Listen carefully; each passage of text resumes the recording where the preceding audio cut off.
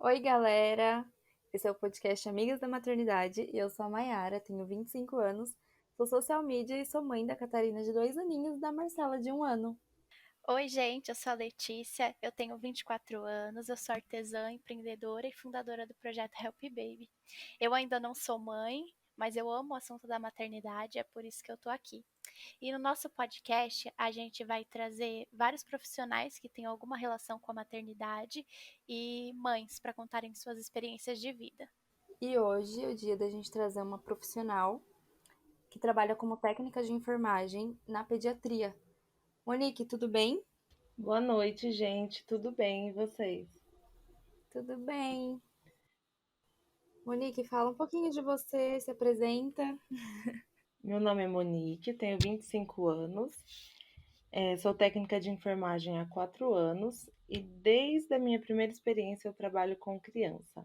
Trabalhei num hospital especializado em cardiologia, cerca de 1 ano e meio, e atualmente eu trabalho numa maternidade. Você escolheu trabalhar com criança? Foi por acaso?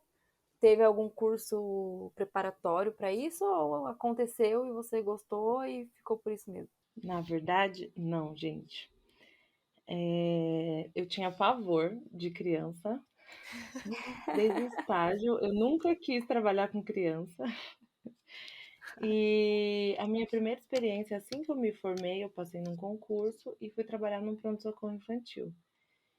E aí eu pensei em desistir, voltar atrás, desistir de tudo, mas aí eu encarei. Acho que é coisa do destino, que até hoje eu tô trabalhando com os pequenos. Acho que era para ser mesmo. Então você gosta.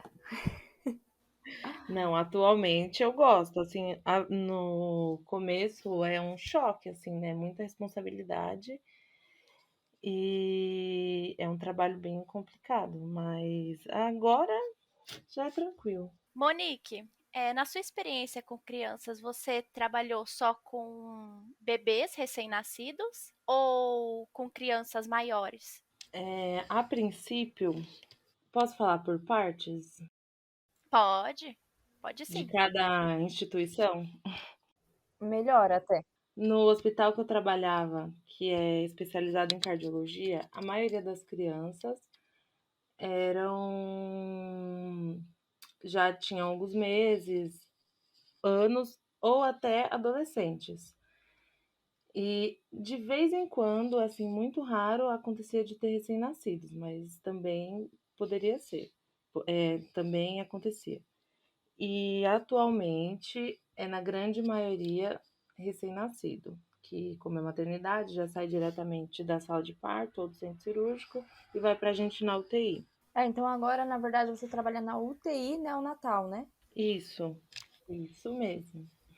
E para um bebê, assim, recém-nascido, ir para UTI neonatal, geralmente quais são os problemas que tem? É respiratório, algum outro tipo de problema? Porque quando a gente fala de UTI, a gente já vem aquele baque, aquela coisa de é alguma coisa muito grave. Geralmente, quais são os. Como é que se fala? Quais são as doenças que levam um bebê para UTI? O recém-nascido, eu digo.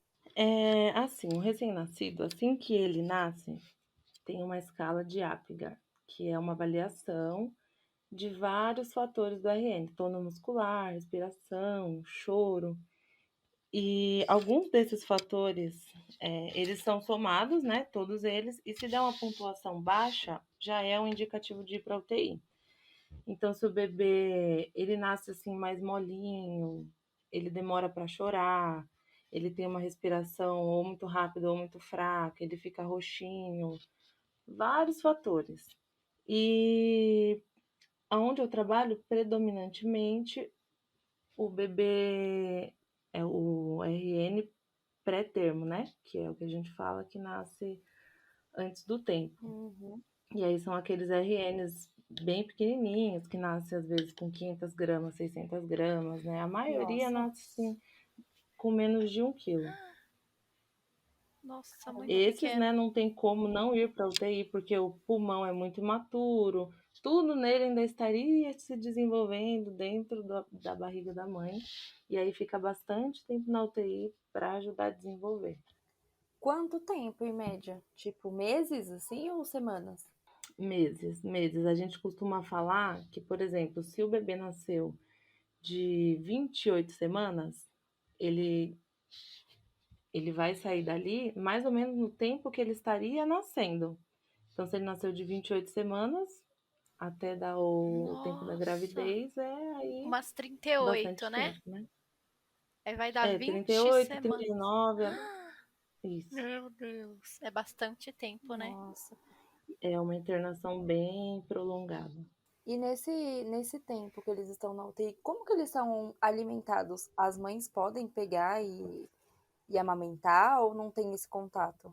Então, o bebê, nesses casos, que é o RN pré-termo, eles são alimentados por sonda, né? Porque eles não têm ainda a maturidade, não têm a sucção, não têm o reflexo e não têm nem condições, né, Uhum. para poder fazer as duas coisas ao mesmo tempo, respirar e mamar. Eles não têm ainda essas condições.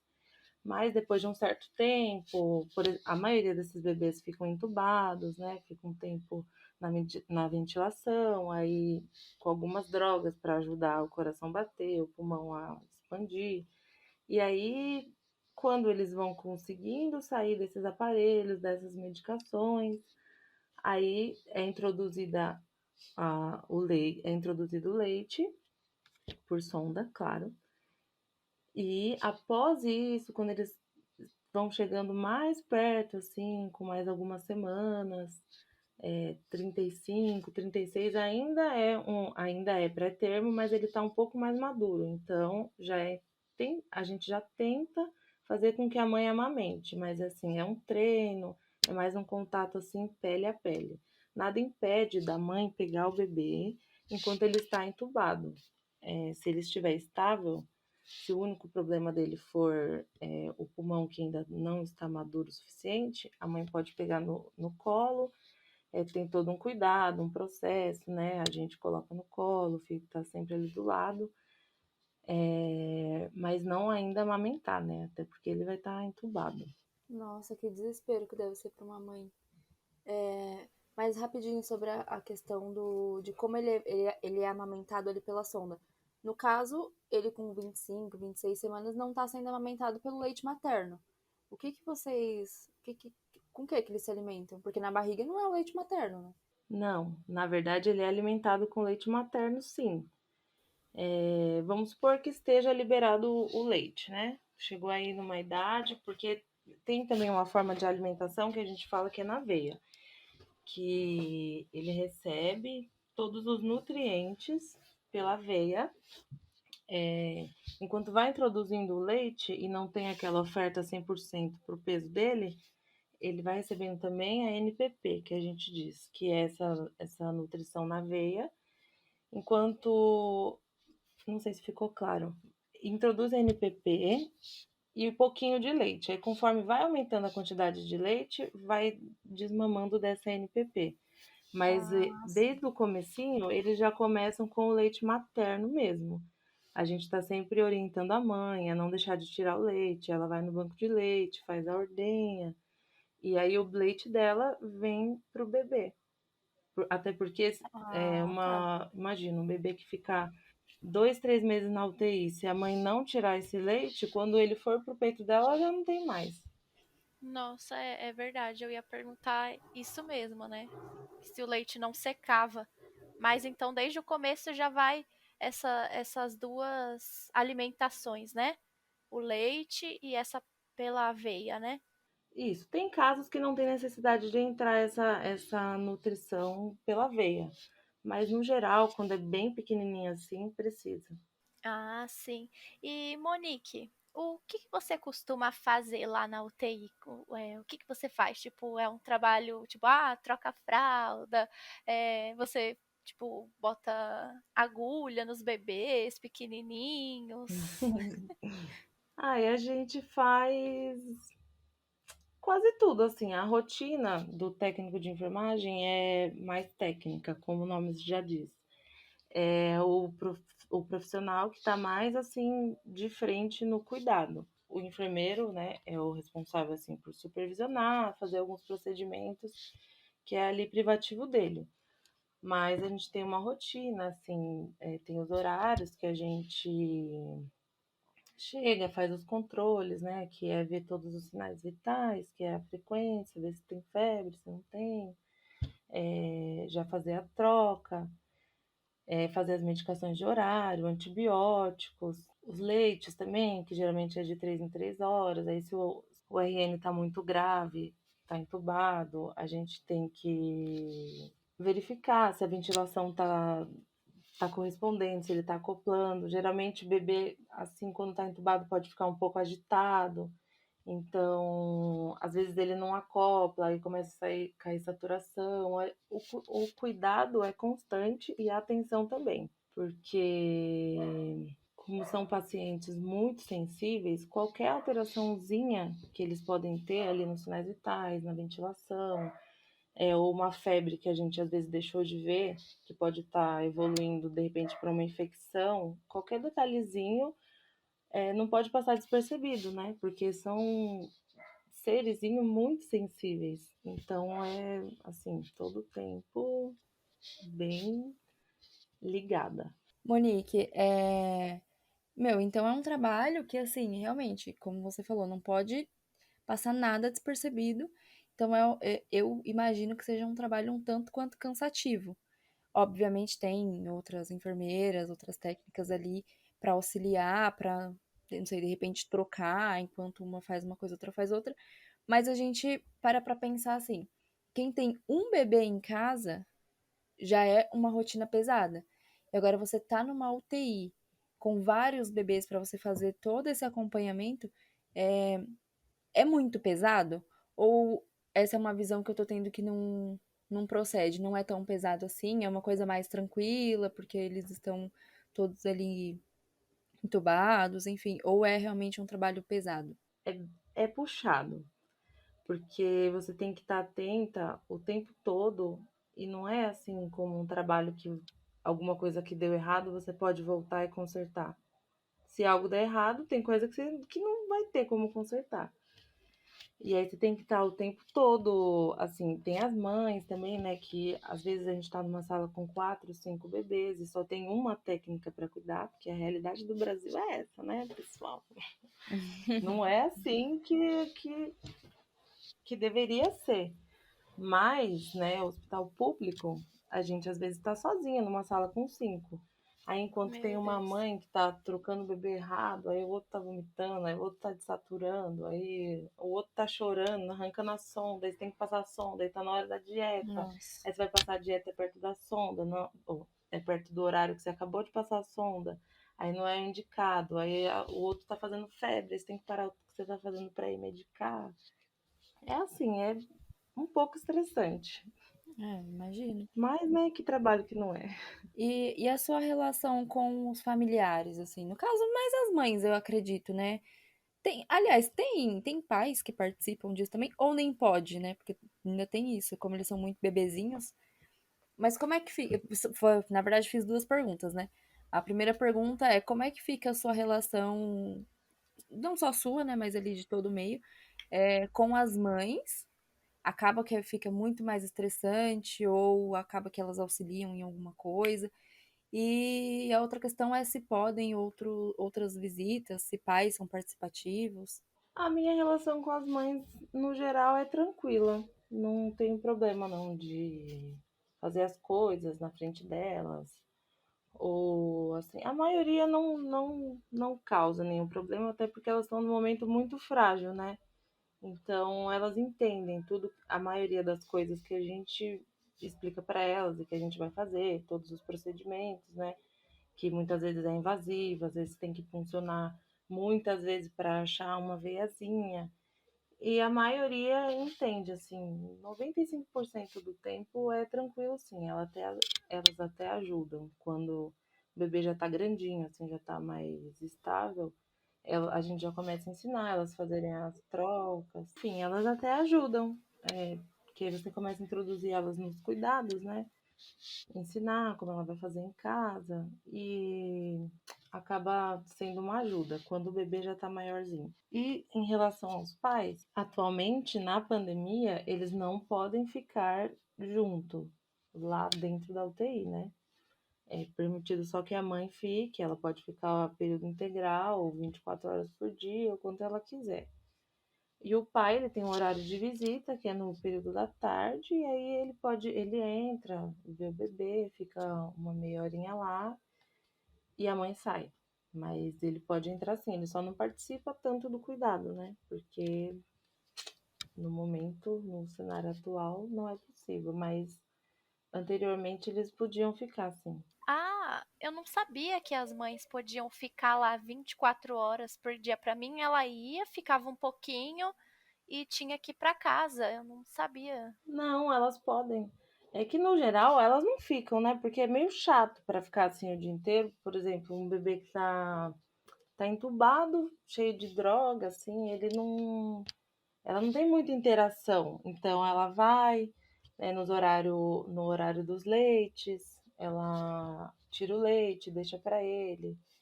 E a maioria delas fica um período, ou amanhã ou tarde, até o bebê estar mais estável para ela poder ter mais contato. Essas mães, elas recebem alta e vão embora para casa e voltam quando elas, enfim, querem ou podem? Ou elas também ficam internadas esse tempo todo no hospital? Elas vão embora. Fique chocada. Coração de mãe nessa hora Nossa. chora, né? Nossa, imagina. Elas têm alta porque, assim, a UTI neonatal é de um lado, totalmente isolado do hospital. E elas ficam lá no quarto delas, lá no alojamento, ou enfim, na enfermaria. E elas estando bem estáveis, o médico dá alta para elas, porque o médico que não é o neonatologista, ele tá cuidando só da mãe, para ele não importa, ele precisa de leitos, né, para receber as outras mães, Uhum. e a maternidade também não tem como, né, ficar, já pensou o bebê ficar 2, 3 meses internado e a criança nascendo, e aquelas mães lá de muito tempo já, elas têm Não, que ir embora. fora. Porque assim, o bebê nasce. Não importa de quantas semanas o bebê nasce, a mãe passa pelo puerpério. Então já é um período muito difícil. E aí, ela passando por toda essa situação do bebê estar internado, imagina essa mãe ficar 2 meses internada também, sem convívio com as outras pessoas, sem rotina, sem nada. Vai entrar em depressão, vai morrer, gente, não tem como. Então, é complicado, né? É complicado ir, mas também é complicado ficar. Eu imagino. E nesse cenário da Covid, né, esses tempos que nós estamos passando, você notou, chegou a pegar algum caso de bebê que nasceu com Covid ou que estava internado e de repente até com contato com a mãe ou outros enfermeiros acabou pegando Covid? Você teve algum contato com criança ou recém-nascido que teve Covid? Seja na UTI Neo ou seja nas outras experiências? Já tive contato com criança que pegou Covid, mas ela já tinha tido Covid e não estava tratando mais o Covid, ela estava tratando uma sequela. E isso não foi na maternidade, foi numa UTI que eu trabalhei em conjunto, né? A gente que trabalha em hospital geralmente trabalha em dois. E nessa mesma época aí eu já trabalhava na maternidade e trabalhava numa UTI pediátrica. Mas assim, na maternidade, não. Assim, é muito raro RN com Covid positivo. Já aconteceu da mãe testar positivo, a gente isola, né? Põe o bebê lá, o RN lá num quartinho, sozinho, coleta o exame dele também, mas no geral vem negativo. Não sei qual a explicação científica, mas já aconteceu. Inclusive, teve uma mãe que foi a óbito e o bebê sobreviveu e o Covid dele veio negativo e quem tirou eles lá da UTI foi o pai. Ai, gente. Nossa, Acabou o podcast, gente. Tchau. que Caraca. triste, gente. Eu não tava preparada pra isso. forte, né? Quer que eu pare? Quer que eu Nossa, volte? cara. Não, Gente, caraca, que realmente é forte. um trabalho que tem umas barras para passar, né? Porque olha, tem que ter um psicológico para aguentar essas coisas. Então, isso que eu ia falar. E como é que você, como enfermeira, fica nessa situação? Porque, assim, de certa forma você acompanha, ou se não acompanha, fica sabendo, a mãe tal, do quarto tal, aconteceu isso e isso. Ou às vezes você até acaba tendo contato com a pessoa e de repente a pessoa morre. Como é que você fica? Porque, assim, falando por mim, gente, eu assisto um filme que a pessoa morreu, eu já fico 2, 3 dias pensando naquilo, choro. Nossa, eu Imagina na também. vida real. Ai, gente, tem que ter um psicológico bem forte. As mães, assim, é muito difícil. Por exemplo, dando o mesmo exemplo do Covid, né?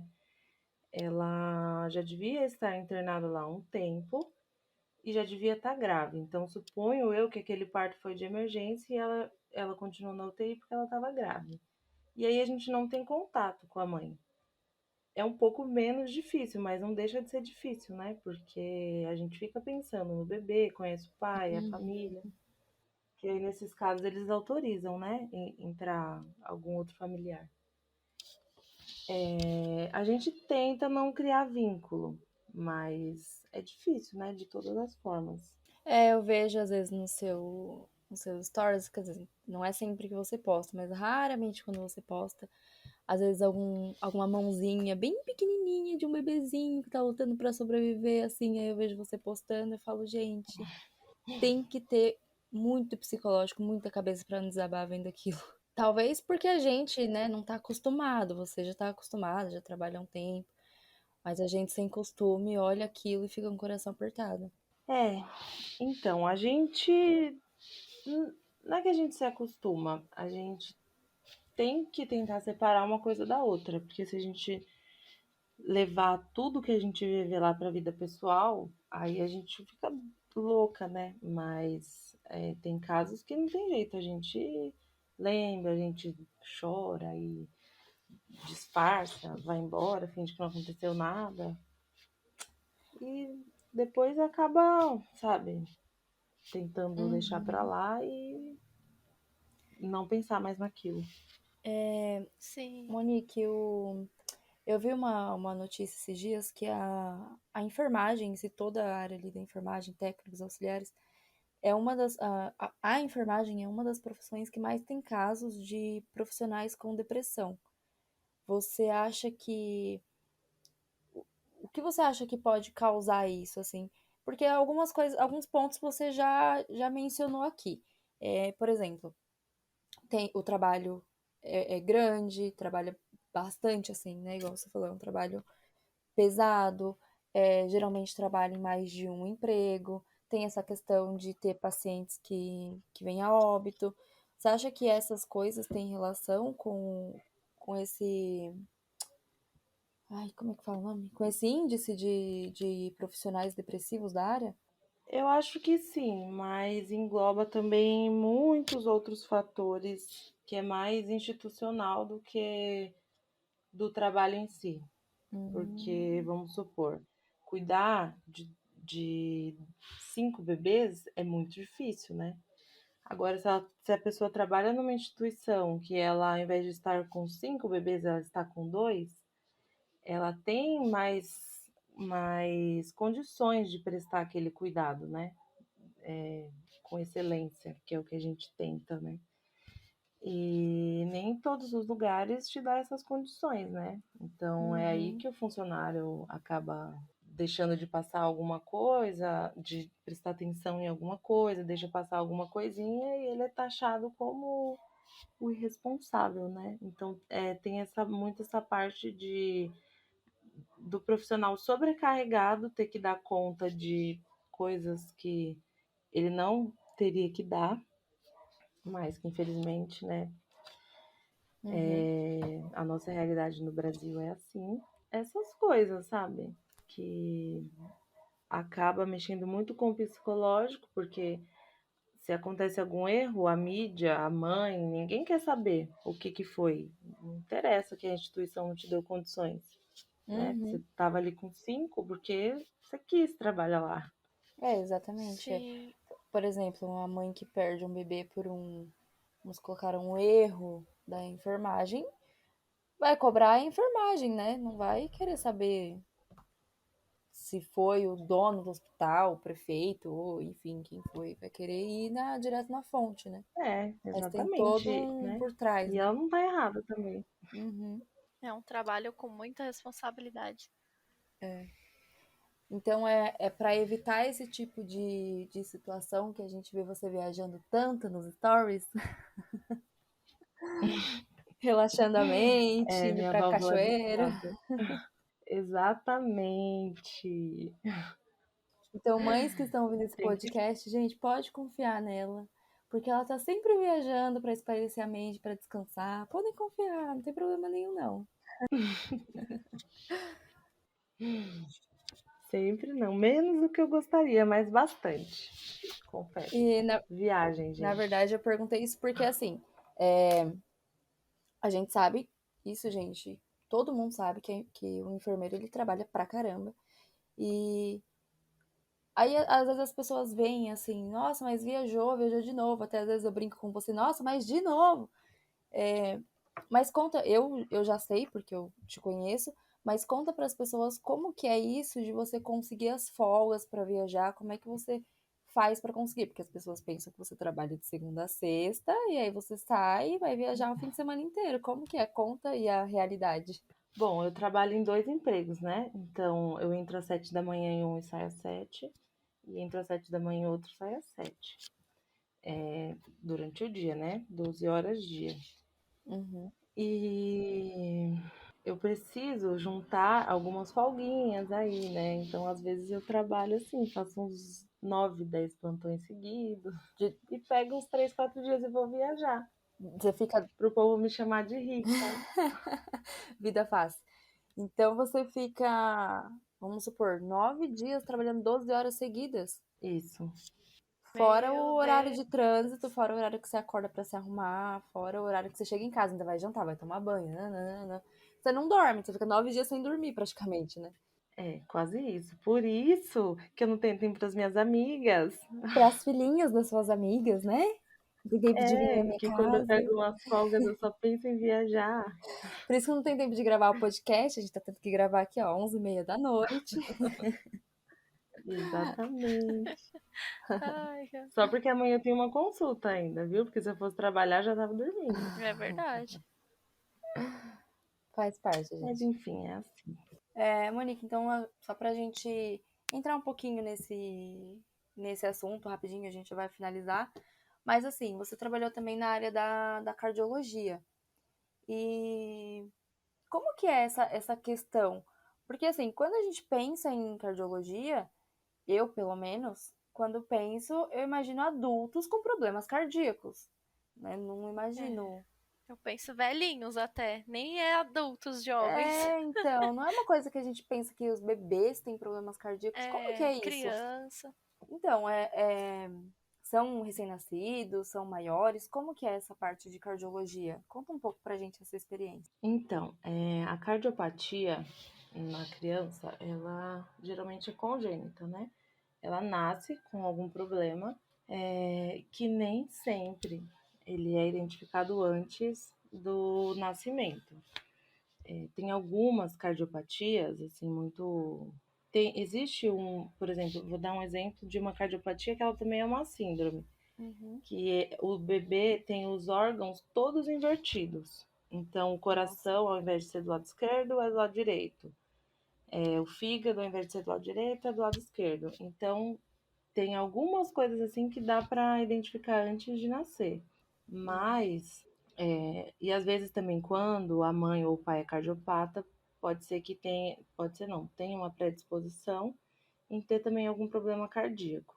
E aí é investigado mais a fundo, né? Mas a grande parte das cardiopatias não são descobertas antes do nascimento. Por isso que a nossa maior faixa etária de paciente é pediátrico, porque o bebê nasce, né, aí vai para casa, ou assim no hospital já consegue identificar, E aí ele é transferido para fazer esse tratamento, essa cirurgia num hospital especializado.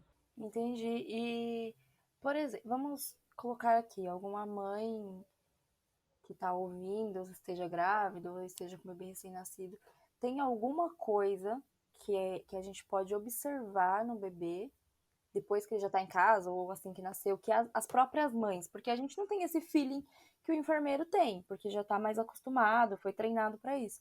Mas a gente consegue, tem alguma coisa que a gente pode observar no bebê, por exemplo, tá dormindo e tá respirando pesado, alguma coisa assim que a gente observa e procura um médico, ou é só quando a bomba explodiu e tem que sair correndo? Então, as mães precisam, né, ficar atentas.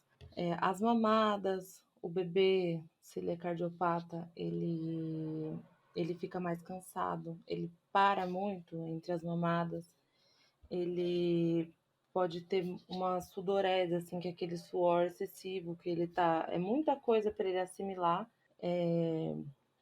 assim, né?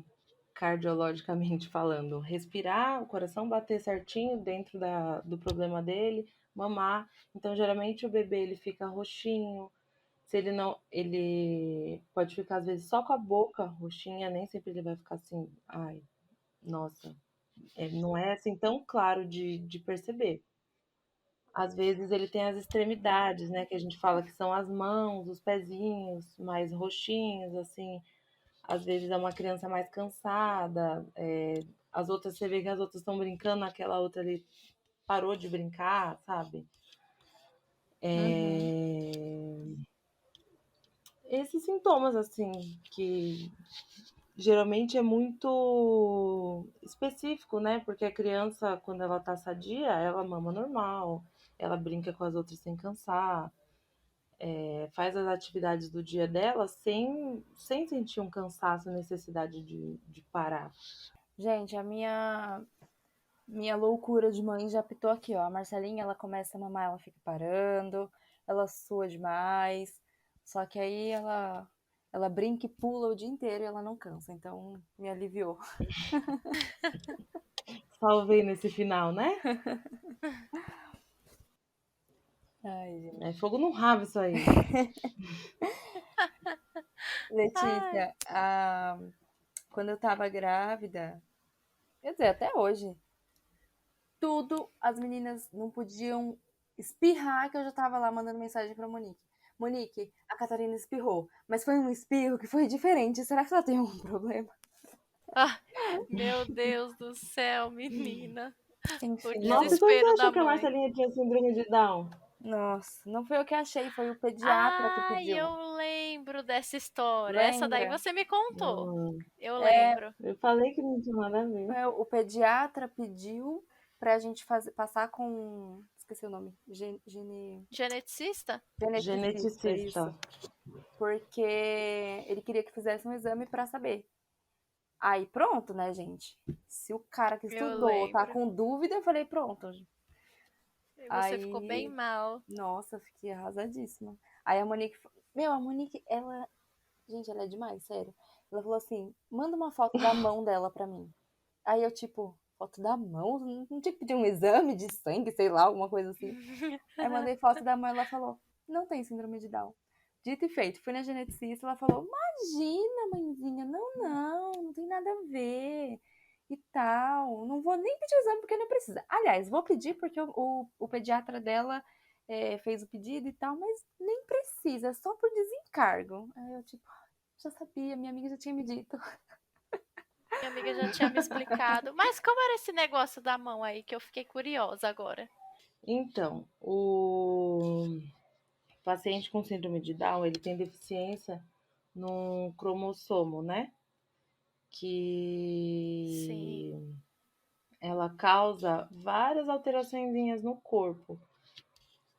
E uma dessas alterações é o risquinho da mão. Ela é diferente. O nosso risquinho ele é mais lateralizado. E na pessoa com síndrome de Down, ela tem um risco da mão mais reto. É isso. Então o risco que a gente tem aqui na mão. Bom, eu já sei que você tinha me explicado.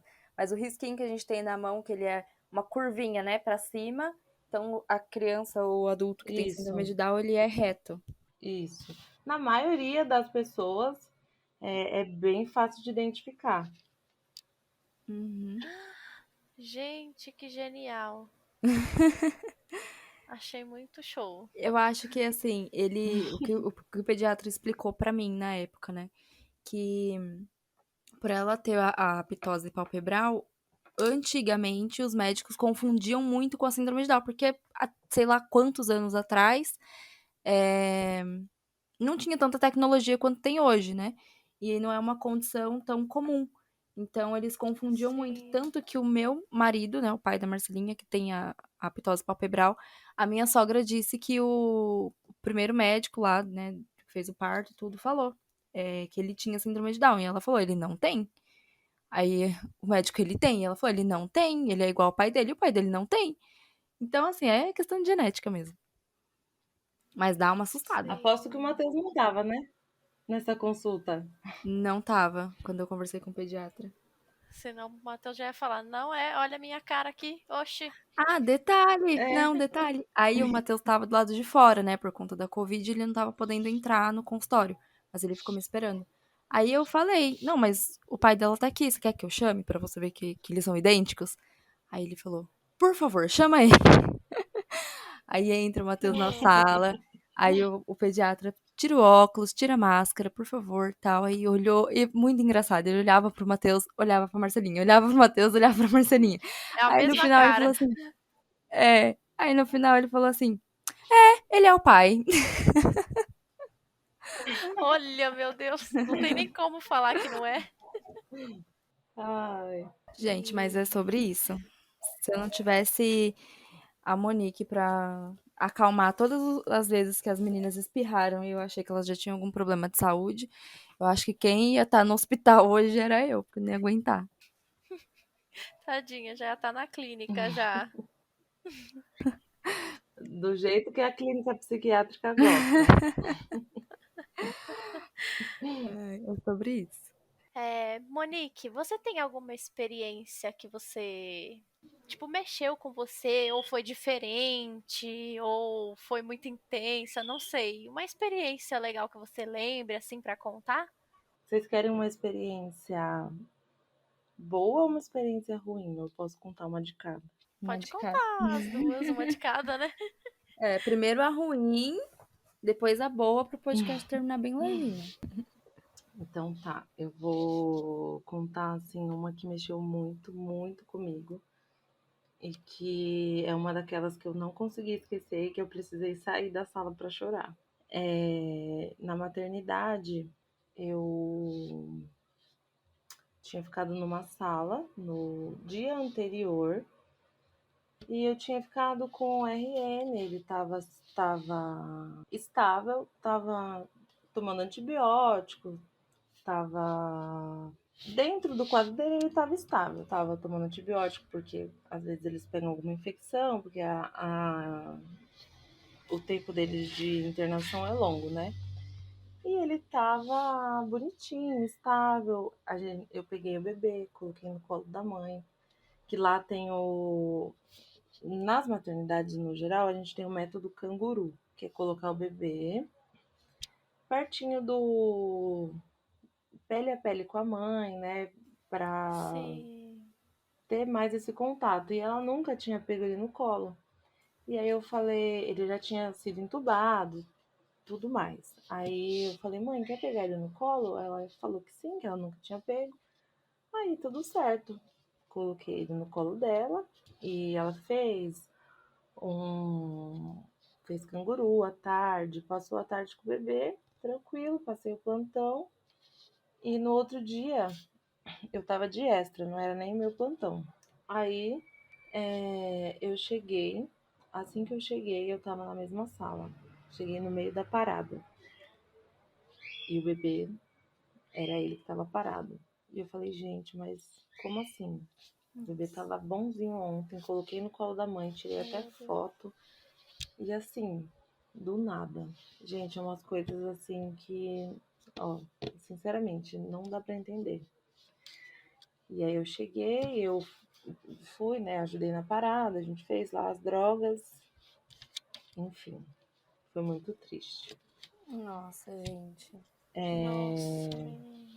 A mãe É teve difícil, um assim, único eu contato. não consigo esquecer, porque a gente não tem como não se envolver, né? Querendo ou não, a gente se envolve, ainda mais que no dia anterior a gente conversou. Ela conta, né? Nossa, ai, será que ele vai demorar para ir para casa? Aí a gente conversa. É difícil, gente. Ai, que E dó. essa me Nossa, marcou imagina, muito. imagina na hora, né? A intensidade dessa situação, né? Nossa. Nossa, e quando a gente chama a mãe? Porque aí a gente liga, né? Pede para ir de emergência. E ela chegou assim, igual eu cheguei de manhã, sem entender nada.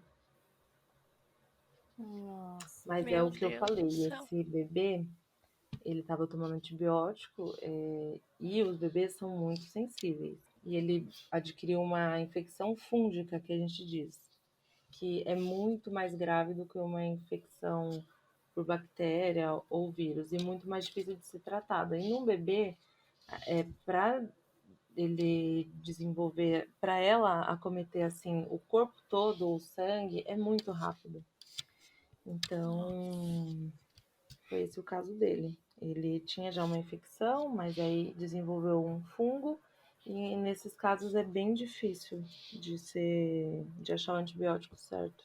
Ai, Nossa, que gente. triste. Faz quanto tempo isso? Faz uns meses, acho que uns 8 meses. Nossa. Ai, eu fico o tempo todo pensando na mãe, gente. O quanto deve ser Uhum. doloroso. Ainda mais por ter sido assim, no dia anterior foi a primeira vez que ela Tava pegou o bebê no bem. colo. Ai, É. Nossa. ai. E ao mesmo tempo eu fico pensando, né? Pelo menos ela teve a chance de pegar, né? Uhum. É verdade. É Sei verdade. lá. Tem Porque umas coisas algumas que não nem, dá nem pra. pegam, né? É, Que triste. Agora vamos falar de coisa boa, gente. Pra não, Isso, a não acabar o experiência podcast com todo boa. mundo chorando. É. vamos. Pra ficar feliz. Vamos. Ah, eu vou contar de um paciente que esse era lá do Hospital de Cardiologia. Dois pacientes, na verdade, mas um em específico, ai, ele era tão fofo. Eles eram assim mais ou menos na mesma faixa etária. Esqueci de falar, esses pacientes cardíacos, geralmente eles precisam de mais de uma correção de cirurgia. Então, às vezes eles fazem a cirurgia quando é recém-nascido, precisa fazer uma quando é criança, outra quando é adolescente. Então, nem sempre é Uhum. corrigido assim numa só cirurgia. E aí, tinha. Eram dois. Um menino, ele estava aguardando um transplante de coração, ele tinha na faixa de uns 10 anos. Ele era super, super, super bonzinho, gente. Você via que era uma família bem humilde, sabe? A mãe dele bem pobre. Ele Uhum. pegava os gibis do hospital para ler. Ele, às vezes a gente imprimia coisa para ele pintar. Não tinha, sabe, as mínimas condições de Ai, luxo que nem dó. nada. E no leito do lado tinha um menino que ele era, inclusive, de convênio. Eu lembro até do cabelinho dele, assim, lisinho, lisinho. Ele passou até na televisão. Lisinho, assim. Ai, parecia um príncipe. E ele já, assim, outra pessoa, outro padrão, sabe? Aí o pai e a mãe que Uhum. acompanhava, ficava lá o tempo todo. Ele tinha até um videogame, gente. Autorizaram o menino a levar um videogame para o hospital. Nossa. E esse menino, Milhões. ele também aguardava o transplante, e só que ele estava com um aparelho introduzido no coração, que ficava um fio por fora e um monitor pra gente.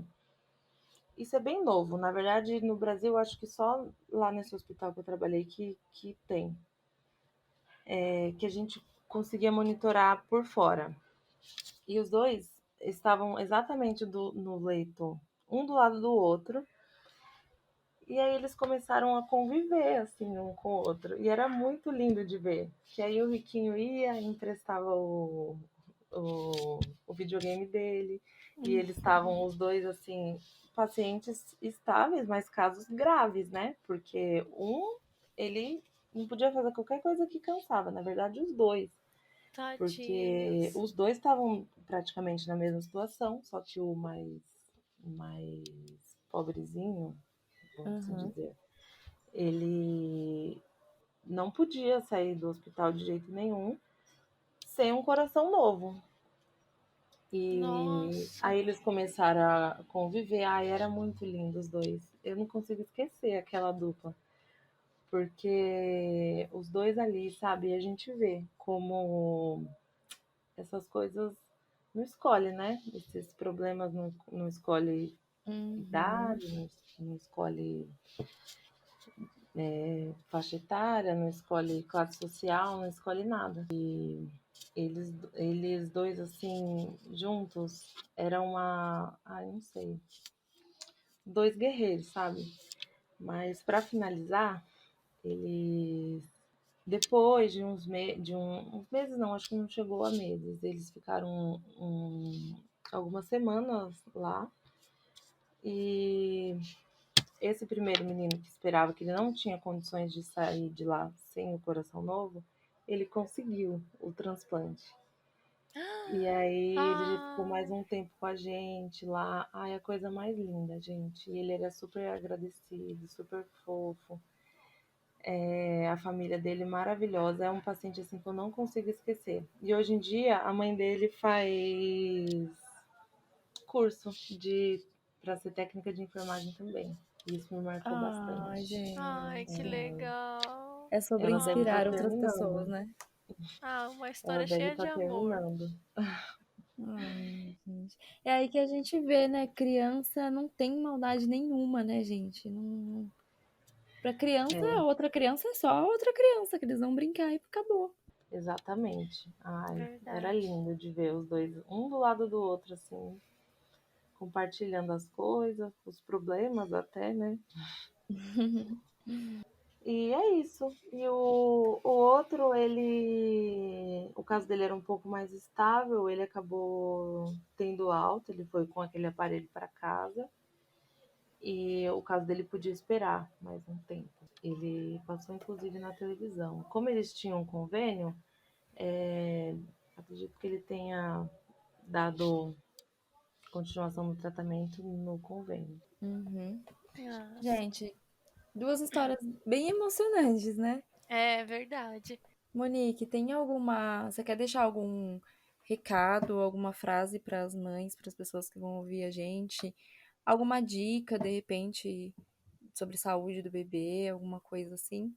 Eu quero dizer para as mãezinhas que estão nos ouvindo que prestem bastante atenção nos seus bebês, sempre que ele apresentassem sinais diferentes, para vocês ficarem bem atentas, porque, como eu já disse aqui, crianças são seres muito sensíveis e a gente tem que estar prestando atenção todo o tempo para perceber qualquer tipo de coisinha diferente. Um bebê com a bochecha mais rosada, opa, peraí, pode ser que ele esteja com febre. Tem coisinhas mínimas que a gente tem que prestar atenção.